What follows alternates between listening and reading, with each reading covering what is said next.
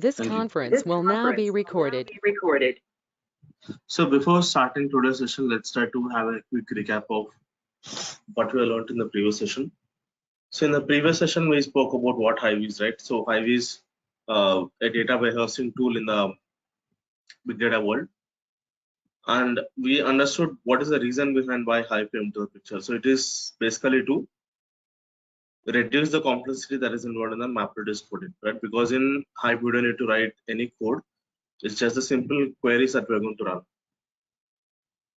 Also, we spoke about what metadata is, and we have seen more information about the Hive Metastore, right? We have also seen how to figure out the Metastore details. This architecture part we have seen, right? And also we have started with some of the database operations, right? So we have seen how to see the list of all the databases, how to create the databases, etc. So I would like to give more details on this today. So before starting today's session, any questions anybody have?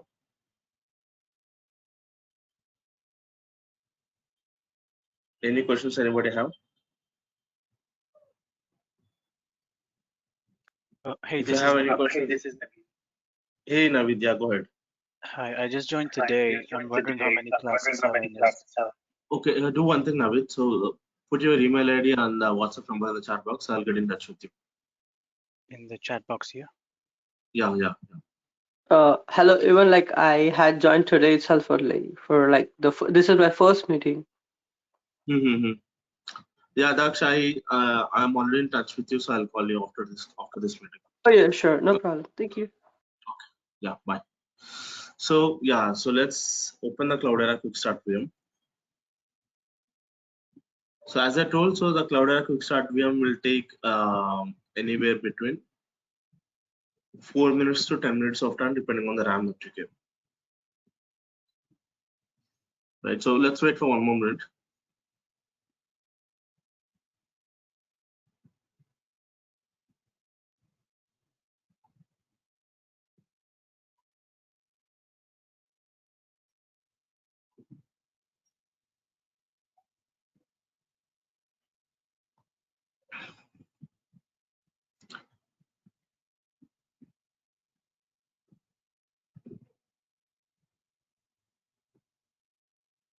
Okay, Sudha, you have some issues with respect to one of the thing, right? So do one thing, Sudha. So keep your laptop ready with the error that you're seeing. Or you can do one thing, you can send a screenshot of that error to my WhatsApp number. I will have a look and get back to you. Okay. So the Cloudera Quick Start PM is up and running now. So I'm going to open the terminal. So right click anywhere on the desktop, say open in terminal. Increase the, basically maximize the terminal. Click on view and click on zoom in twice to increase the font. I'm going to launch Hive. Type Hive, hit enter.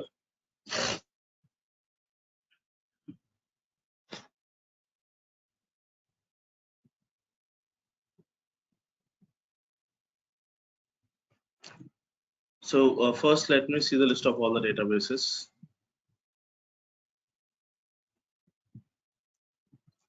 So I have these databases. Let me do one thing. Just to avoid any of the confusion, I'm going to drop these databases. Ignore this command that I'm typing right now. We'll learn about this later.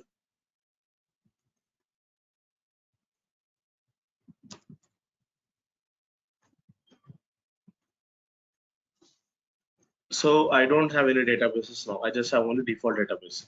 So we will generally not use default database. We will leave it as it is. So let's create one of the sample database. So let's say that I would like to create a database with a name called as create database. And let's say I would like to create a database with a name called as test. So I can see the list of all the databases by saying show databases. So we can see the database called as test, which has been created. Now what will happen if I try to rerun the same command? Let's give it a try. It will fail. The reason is very clear. Database test already exists. So the point is very clear again. So you cannot have the databases with the same names, right? So you can have only one database with the same name. we already have test database, and if you try to create one more with the same name, it will fail. Now, there is one best practice that we often follow when you create the databases. Let me show that. Create database if not exists. Create database if not exists. Then what we can do is we can actually try to create a database with the name called as May 2022. So this will be my database name. So what am I trying to do here? I'm trying to create a database with the name called as May 2022. Also, I'm giving if not exists. So what is the importance of if not exists? It will first check if you already have a database with the name called as May 2022 or not. Do you have any database with the name called as May 2022? We don't have. So it should go ahead and create a database for me with the name called as May 2022. Enter. Let's look at the databases. I can see a database called as May 2022 created.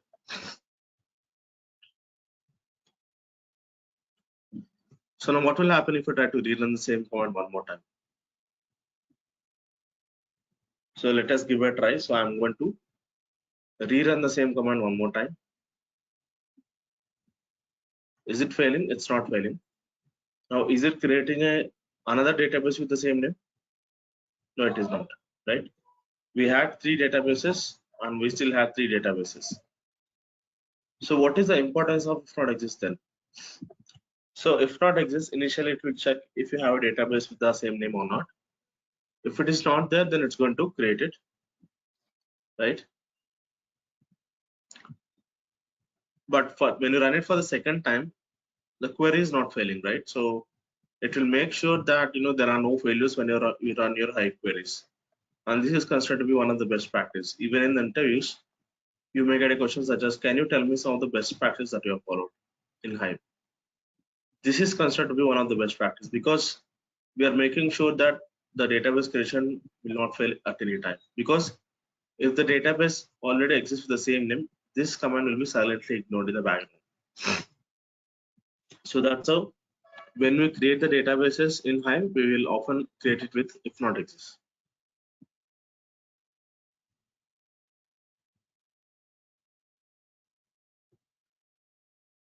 So we have seen how to see the list of all the databases by using show databases. We have seen how to create the databases. Let's look at this. How to describe the database.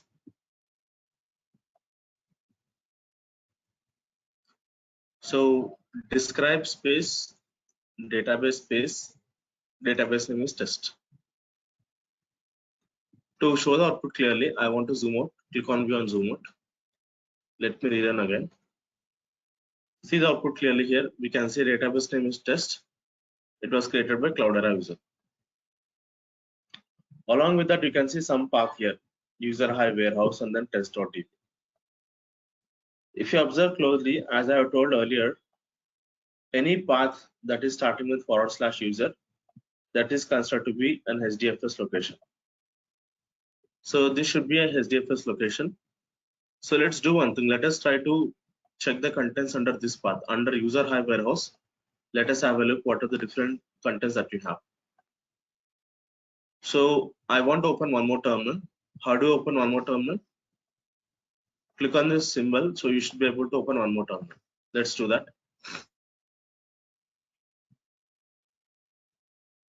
So click on view and zoom in. Now we have multiple terminals. Just to avoid confusion, we can give names. So click on terminal here, set title, type Hive, click on OK. On the other terminal, I can say click on terminal, set title. Sorry, this I wanted to use it for HDFS commands or Linux commands. Click on OK. Right now we wanted to check the contents under user Hive warehouse path, right? Just copy this path, select it, right click, copy it, go to HDFS or Linux tab, Linux terminal. Here I'm going to run HDFS command. I'm trying to see the list of all the contents by running ls command. Now observe here carefully. We have got 2 directories here because These are starting with D. These are all directories. So under user Hive warehouse path, you can see that couple of directories created. Interestingly, their names are same name as that of my databases, May 2022 and test. And this .db has been automatically added because when we have created the databases, did we add anything like .db? No. I can show you one more time. Show databases.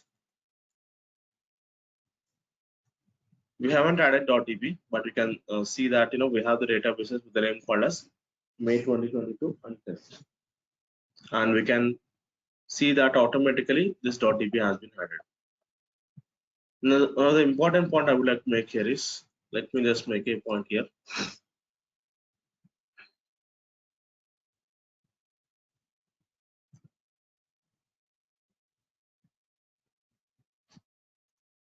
So when we create a database in Hive, it will create corresponding directory in HDFS under this path. Under which path? Under user Hive warehouse. Right. So whenever we create a database in Hive, it will create corresponding directory in HDFS under user Hive warehouse path. Right. Now you must be wondering, okay, why only this path? Why not something else? Or this question might come in the interview, such as how HDFS and Hive are integrated. Now, when I say how HDFS and Hive are integrated, how come that whenever you create a database in Hive, how is it creating it directly in HDFS under this path? We'll have to figure out how these two are integrated, basically Hive and HDFS. To talk about that, I have to talk about certain other concepts.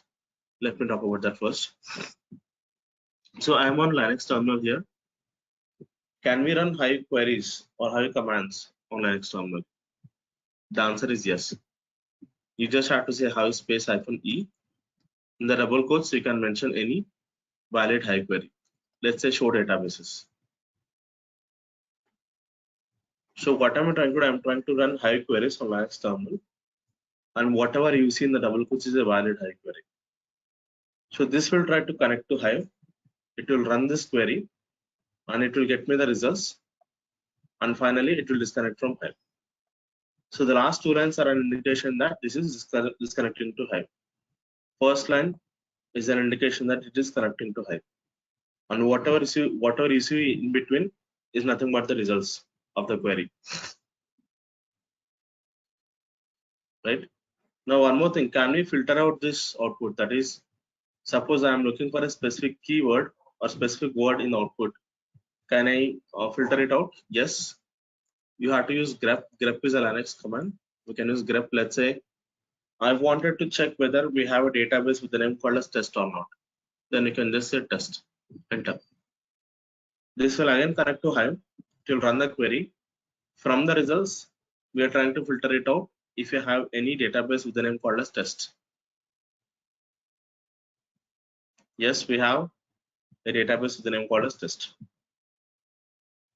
So, and one more thing which I would like to add here is, suppose I wanted to see the list of all the properties in Hive. I wanted to see the list of all the properties in Hive. So I'm on my Hive terminal here. I'm going to say set and then semicolon. So set semicolon is used to basically see the list of all the Hive properties. So let me hit enter. So whatever you're seeing here, these are all your Hive related properties. And moreover, first of all, what is a property? So a property is nothing but a combination of key value pair put together. So whatever you're seeing on the left hand side of equal symbol is nothing but a key, and whatever you see on the right hand side is nothing but a value. So combination of key value pair put together is nothing but a property. So these are all system related properties, because you can see these are all starting with system here. Similarly, if I scroll up, You can see some environment variables here. These are all starting with env. These are all environment variables.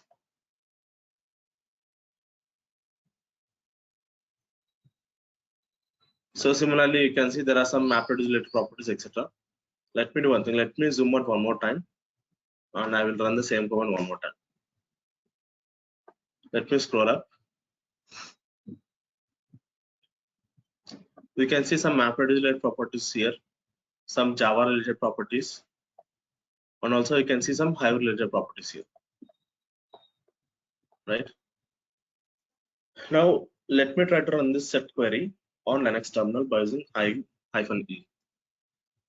Hive-E set. Again, what am I trying to do? I'm trying to run Hive queries on Linux terminal.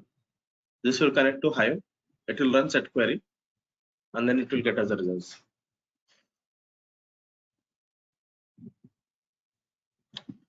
So it connected to Hive. It actually getting me the results, and finally you can see it's disconnecting from Hive. Now from this output, I wanted to basically filter out for all the properties which contains warehouse in it. So this will get the results. From the results, we are looking for only the properties which contains warehouse in it.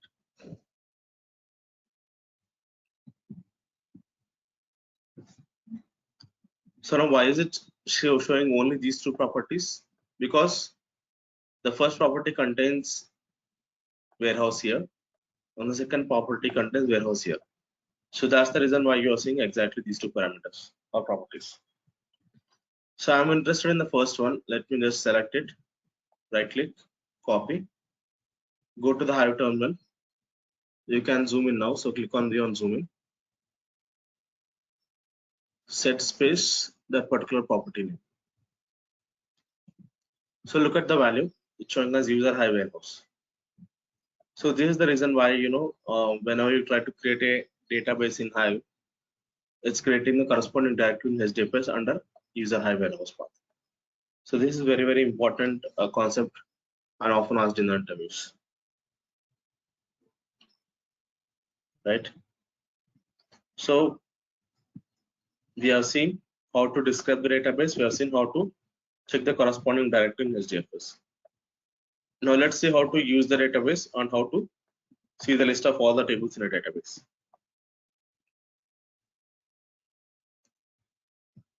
And by the way, to clear the screen, I'm going to use Control L. So Control plus L is used to clear the screen. To clear the screen in Hive. Now when I say Control plus L here, doesn't mean that you have to use plus symbol. You have to use Control button and L button simultaneously on your keyboard to clear the screen. So I'm going to try Control L now. The screen has been cleared. Also, you can use up arrow on the keyboard to see the list of all the commands that you typed. So I want to show the databases again. I can hit enter. So I got the output. Right now, let's say that I wanted to switch to this database called as test. I can say use space test. This will connect to the database called as test. You can say list of all the tables by saying show tables. There is nothing right now. We don't have any tables right now, but we will see how to create tables also. And so let me talk about one more important thing. So let's say that you are working on a project. Imagine that there are two databases. So let's say we have one database with the name called as non-prod-db, and we have other database with the name called as prod-db. Imagine that we have a table with same name in these two databases. Suppose, let's say that whenever you try to place orders in Amazon, all such orders are stored in this table called as orders table. So we have the same table, orders table, in both the databases, right? So in non-prod also we have this table. In prod-db also we have the same table with the same name, but the contents might be different. So one problem here is the table name is same. Table name is same, but they are in two different databases. So suppose let's say you have to make the changes in non-production DB, orders table of non-production DB, but you have accidentally made the changes in orders table of prod DB, right? Which is completely wrong, right? And because the table name is same, there are chances that people do this mistake, right? Now, how to avoid such problems? So there is one simple property that you can set so that you can avoid all such issues. Let me go ahead and show that. So here, I'll again go back to the Linux terminal. I'll try to grep for a property called as current.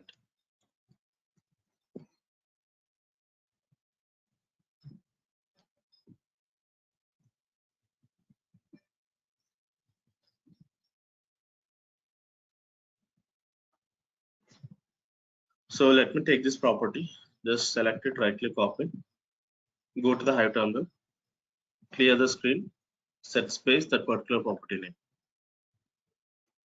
Right now you can see the property showing as false, and let me try to switch to database test again. Now let me try to change the property to true. Instead of false, I'll make it as true. You can even confirm the value again. You can see the current value showing as true. Immediately you can see the current database that you are connected to. So you are in test database. Suppose I want to switch to May 2022 database. Right, you can see that it is showing the respective database here. Again, if I switch back to test database, you should be able to see the current database. So the point is very clear. If you set this property to true, and this will tell you exactly in which database you're working on.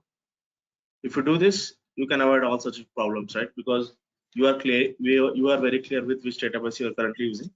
So you can avoid all such unnecessary issues. Right? So setting this property is very important. Once you join any project, make sure that you set this property so that you'll be able to understand the current database you're working on. So we have seen how to set this property in Hive to show the current database. Hey, Bumsy. 1 minute. Yeah, go ahead, Navid. Can you go back to that current function again, please? Yeah, sure. So you're using that set and that whole syntax, and then you're just Correct. saying db equals to true. And, Yeah. And then you use whatever database you want, and that would set it to default to that database, right? Correct. It will show the database name here. Whichever database that you're currently using, it will show the same database. Why did it show a false at the very first line then? Because that's the default value, right? Because it was set to false, so that's why you are not able to see the database initially. Is it showing test or something here? No, it is not, right? As soon as you set to true, only then it started showing up. So do you have to set it true and then do the use test command? Yeah, I mean, not test command, any database. You set this property so that you'll be able to understand the current working database so that you can avoid unnecessary issues. Okay, got it. Thank you. Yeah. Okay. So now we have seen how to set that property in Hive to understand the current database. Right. So now, and one more thing is, now that's the main reason why when I check the contents under user Hive warehouse, you are seeing all the list of all the databases. Let me go back there, user Hive warehouse.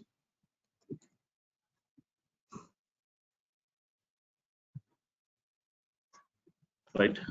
Also, another interesting thing is we don't need to run the HDFS commands on a separate terminal. If you want, you can run the HDFS commands on Hive terminal also. So let me do one thing. Let me copy this. I'll go to the Hive terminal. I'll right click and paste it. You have to end this with semicolon at the end. This will fail because you have to remove HDFS keyword. Remove HDFS keyword. This should work fine. And you got the same output. Let me zoom out. you got the same output. So that's how we can even run HDFS commands on Hive terminal as well. So you don't need to run the Hive HDFS commands on a separate terminal. You can run HDFS commands on Hive terminal itself. Okay, now we know that the syntax of show databases is show databases, right? Now let me make some syntax errors, right? Instead of show databases, I'll just give it a show database. Enter, right? You can see it's showing us failed parse exception, right? If I scroll up, this query is not correct syntactically. It should be show databases, but I'm giving show database, right? So this is saying, this is saying it's failed and it's throwing the parse exception. Now let me ask you one entire question here. Which component might be throwing parse exception, right? You have to recollect the architecture of Hive now. So which component in Hive is throwing the parse exception and why? Which component in Hive is throwing? Which component in Hive is throwing the parse exception and why?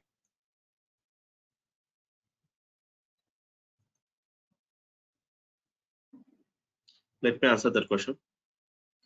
So I'll go back to this architecture in Hive. So we are running the Hive queries from Hive CLI now, and it will first go to the driver. Driver will pass on that query to the compiler. Now what's the role of compiler? Compiler will check if the given query is correct syntactically or not. If there are any syntax errors, then the query will fail immediately with parse exception. Now the answer to my question is nothing but compiler. So compiler is nothing but the component in Hive which is throwing the parse exception because there are syntax errors, right? The reason behind this parse exception is because the query is not correct syntactically, right? So that's the reason why you would see this parse exception.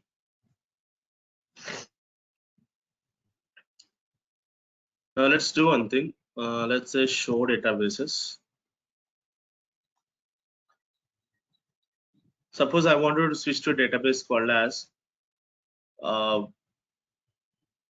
sample DB. So do you have any database with the name called as sample? We don't have any database with the name called as sample. Then let's see the behavior now. But is this query correct syntactically? The query is correct as per the syntax. Let's see the behavior now. You can see it's showing a semantic exception. It's saying database doesn't exist and database name is sample. Now first step is this query correct syntactically? Yes. This query is correct syntactically. Then what next? So then which component is throwing this semantic exception? So again, it will go through the same flow. First, it will start from Hive CLI because this is the place where we are running our Hive queries. First, it will go to the driver. Driver will pass it on to the compiler. So the given query is correct as per the syntax. So this will be passed. Then it will go to the Metastore DB. So Metastore DB is going to check whether the database name that you are giving is really available or not, right? Unfortunately, this is not available. The sample database is not available. It will fail here. Now, to answer my question, which component is throwing semantic exception? It's nothing but Metastore DB. Because even though this query is correct syntactically, this database doesn't exist, right? So that's why you are seeing this semantic exception. Database doesn't exist and database name is sample. Always remember one important point. So if you see the parse exception, if you see the parse exception, it will be thrown by compiler. What is the reason behind that? Syntax errors, right? If there are any syntax errors, then you are going to see the parse exception, right? Now, if the database doesn't exist, not only database, it can be table or it can be a column name. Again, I'll talk about these two tomorrow. probably. Today I have shown you how to. Today I have shown you how to see the semantic exception if you try to use a database which doesn't exist. Tomorrow I will show you the similar thing for table as well as columns. These are all your metadata information.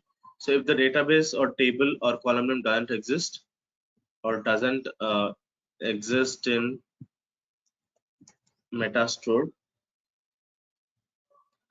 DB, then you are going to see semantic exception. So which component will throw a semantic exception? It's nothing but the Metastore DB, right? So again, everything boils down to this architecture, right? If you know this architecture well, then you should be able to handle all such questions. Parse exception is thrown by the compiler in case of syntax errors. Semantic exception is thrown by Metastore DB in case if the metadata doesn't exist. Metadata includes your database names or table names or column names.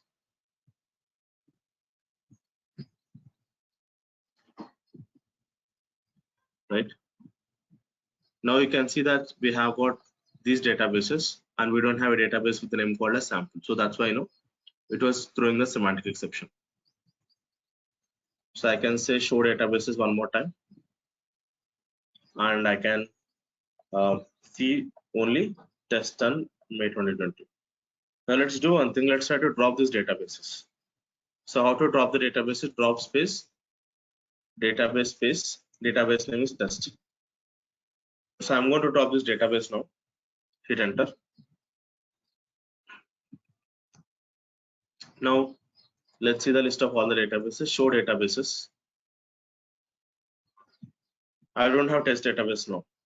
Also, let's go ahead and look at the corresponding directory in HDFS. So now we have dropped the test database in Hive. You should not see this directory called as testdb now.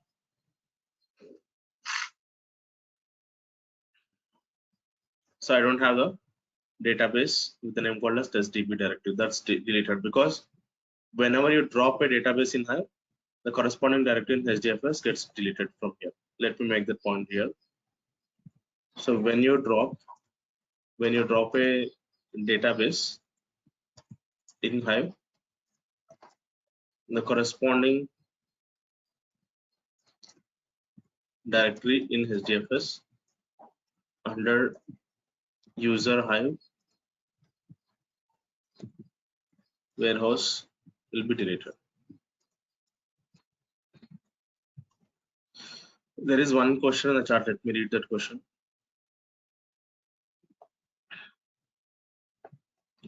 Okay, let me do one thing. Let me paste that question in the chat here. Paste the question here so that you can also see the question. Before getting the parse exception, driver will send the info to it, right? How we know that exactly what exactly driver is like in the code? See, we don't need to worry much about the driver here. Driver is like a component which drives the operations, right? So the main components that we have to understand here is compiler, Metastore DB, and then execution engine. So as you can see, driver is like kind of a mediator, right? So get everything from UI passed on to the compiler and get the results again from the execution engine. Right? I hope that answers the question. Okay, now let me try to drop May 2022 database also. Let's go back here and I can drop the database. Database name is May 2022.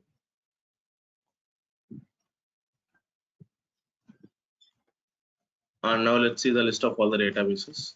I don't have a database called as May 2022. Let's go back here, and if I try to run this query, it should not show any entries because as we have dropped May 2022 database, we should not have any directories here. Right, so that's how we are able to deal with some of the operations in Hive with respect to databases. Now I wanted to talk about tables in Hive, but before that, let's try to understand the different types of databases that we have got. So these are the different types of databases, the data types that we have got. So typically int is the data type which can be used for the columns such as product ID, student ID, employee ID, all the numerical values, right? And coming to Boolean, Boolean can have either true or false. Suppose we wanted to understand whether a person is a senior citizen or not, or whether an individual is eligible for voting or not, right? For all such things, we can actually use Boolean type. Coming to date type, we can use it for date of birth or height date or date of joining, etc. Coming to timestamp, it includes the minutes and seconds as well. Suppose if you take in the e-commerce world, Amazon wanted to track each of the order very closely. So it will try to capture all the details, including the minutes and seconds. So that's where, order date probably can be defined as timestamp type.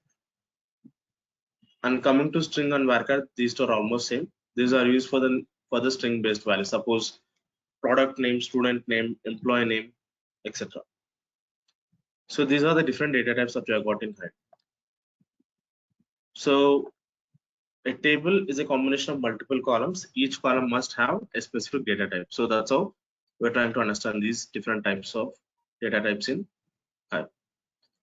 So I want to talk about tables in Hive, but before that, I wanted to show you how to download the data into the Cloudera Quick Start VM. So let me show that. There are multiple ways to get the data into Cloudera Quick Start VM, but I will show the easiest way now. So I'm going to open the browser. You can see this browser button. I'm going to open the browser. So I'm going to connect to my Gmail because whatever data set that I'm going to use to create tables in Hive, I have that data available in my Gmail as an attachment. So I'm going to open that. So I'm going to open Gmail. I'm going to log in.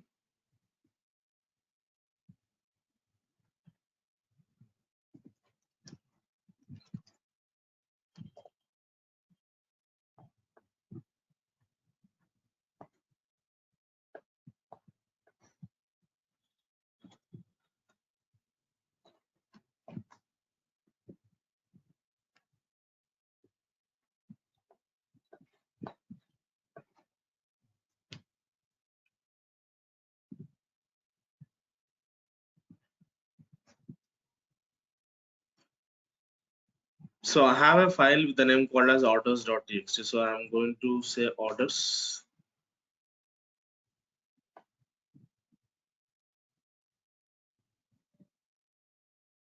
Let me just try to go back to my older mails.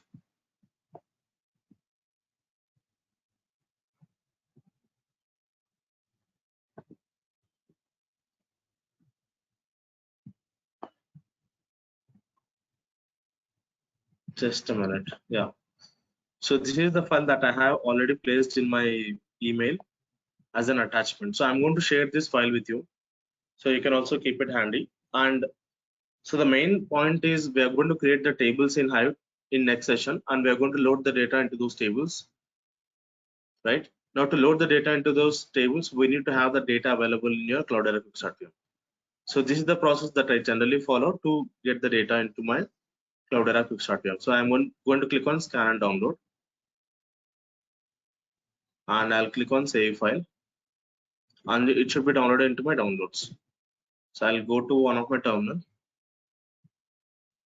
So right now I'm in home Cloudera path. From here, I'm going to go to my downloads path. So I'm in home Cloudera downloads path. Here, if I say lsf in LRT, I can see this file. Type date command. So the current time is May 5th, 1915. Look at the timestamp, May 5th, 1914. So this file has been downloaded 1 minute ago. Let us look at the contents of this file, headspace orders. And you can see that these are the different, this is the content basically you have got, right? So let us try to understand about this data. So this is typical orders data. Suppose if you go to Amazon and if you try to place the order, right, every order has got an order ID. So that order ID is represented in the first column. So the first column talks about the order ID. And the second column talks about the order date, basically the date on which the order has been placed. And the third column is order customer ID, that is unique identifier of the customer who placed the order. So ideally speaking, in the real world, we'll have email ID or the mobile number as the customer ID. But to keep it simple, we have the numerical value here, just an integer based value as the customer ID.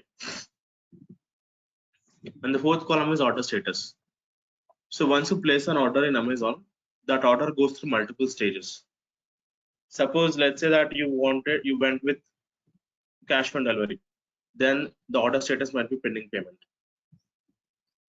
And let's say as soon as you place the order and if you have already made the payment, probably it might go to the processing state.